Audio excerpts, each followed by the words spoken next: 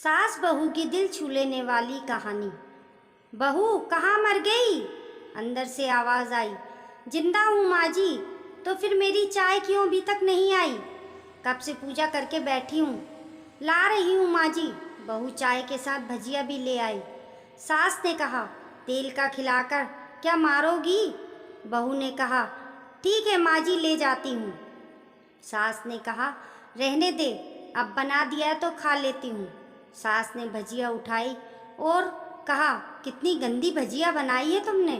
बहू, माँ जी मुझे कपड़े धोने जाना है, मैं जाती हूँ। बहू दरवाजे के पास छुपकर खड़ी हो गई। सास भजियों पर टूट पड़ी और पूरी भजिया खत्म कर दी। बहू मुस्कुराई और काम पर लग गई। दोपहर का खाने का वक्त हुआ। सास ने फिर आवाज़ लगाई, कुछ खाने को मिलेगा? बहू ने आवाज़ नहीं दी।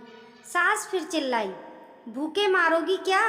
बहू आई, सामने खिचड़ी रख दी। सास गुस्से से, ये क्या है? मुझे इसे नहीं खाना, इसे ले जाओ। बहू ने कहा, आपको डॉक्टर ने दिन में खिचड़ी खाने को कहा है, खाना तो पड़ेगा ही। सास मुंह बनाते हुए, हाँ तू मेरी माँ बन जा। बहू फिर मुस्कुराई और चली गई। आज इनके घर पूजा थी। बहू सुबह 4 बजे से उठ गई।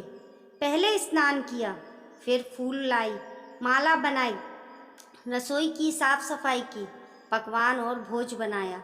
सुबह के 10 बज गए। अब सास भी उठ चुकी थी। बहू अब पंडित जी के साथ भगवान के वस्त्र तैयार कर रही थी। आज ऑफिस की छुट्टी भी थी। उनके पति भी घर पर थे। पूजा शुरू हुई। सास चिल्लाती, बहू ये नहीं है, वो नहीं है। बहू दौड़ी दौड़ी आती और सब करती। अब दोपहर के 3 बज गए थे। आरती की तैयारी चल रही थी। पंडित जी ने सबको आरती के लिए बुलाया और सबके हाथों में थाली दी। जैसे ही बहू ने थाली पकड़ी, थाली हाथों से गिर पड़ी। शायद भोजन बनाते हुए बहू के हाथों में तेल लग गया था, जिससे वो पोंछना भूल गई थी। सारे लोग तरह तरह की बातें करने लगे। कैसी बहू है, कुछ नहीं आता, एक काम भी ठीक से नहीं कर सकती, ना जाने कैसी बहू उठा लाए, एक आरती की थाली भी संभाल नहीं सकी। उसके पति को भी गुस्सा हो गया आया, पर सास चुप रही, कुछ नहीं कहा। बस यही बोले के छोड़ दिया, सीख जा रही है, सब सीख जाएगी धीरे धीरे। अब सबको खाना परोसा जाने लगा। वह दौड़ दौड़ के खाना देती, फिर पानी लाती। करीब 70-80 लोग हो गए थे।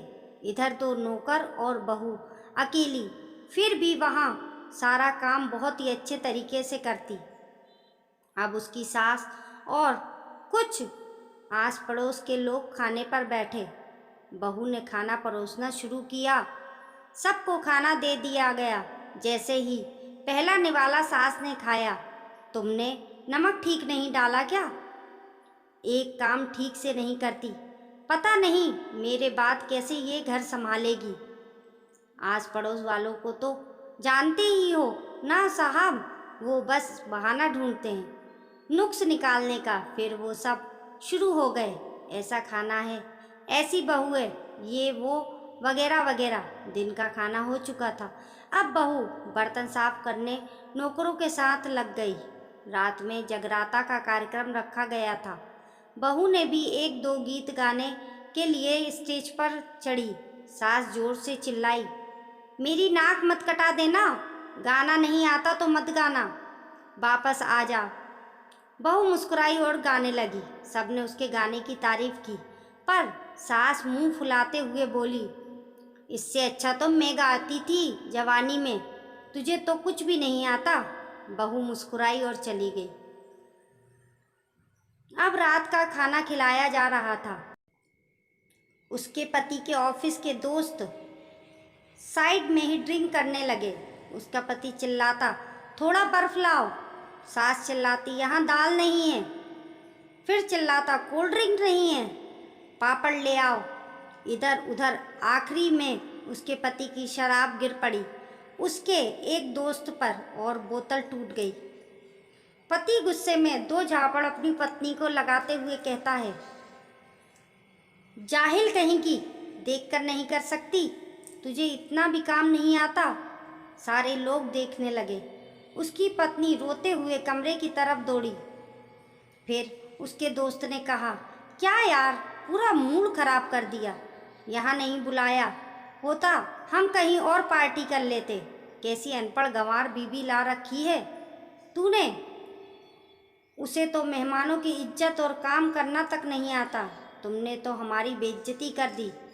अब आस पड़ोस की औरतों को और बहाना मिल गया था। वो कहने लगी, देखो क्या कर दिया तुम्हारी बहू ने, कोई काम की नहीं है। मैं तो कहती हूँ अपने बेटे की दूसरी शादी करा दो, छुटकारा पाओ इस गंवार से। सास उठी और अपने बेटे के पास जाकर उसे थप्पड़ मारा और कहा, अरे नालायक, तुमने मेरी बहू को मारा, तेरी हिम्मत कैसे हुई, तेरी टांग तोड़ दूंगी। उसके बेटे के दोस्त कुछ कहने ही वाले थे कि उसकी माँ ने घूरते हुए कहा, चुप, बिल्कुल चुपचाप। यहाँ दारू पीने आए हो, जबकि पता है आज पूजा है और तुम्हें पार्टी करनी है। कैसे संस्कार दिए हैं तुम्हारे माँ बाप ने।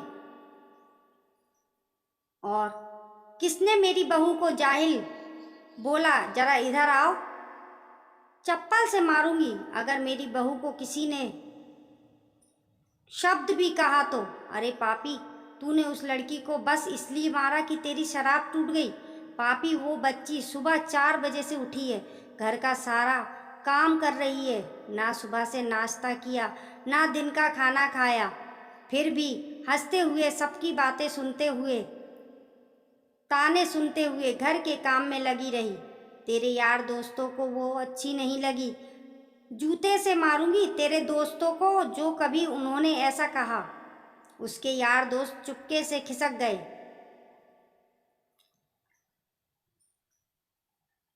अब सास बहू के कमरे में गई और बहू का हाथ पकड़कर बाहर लाई।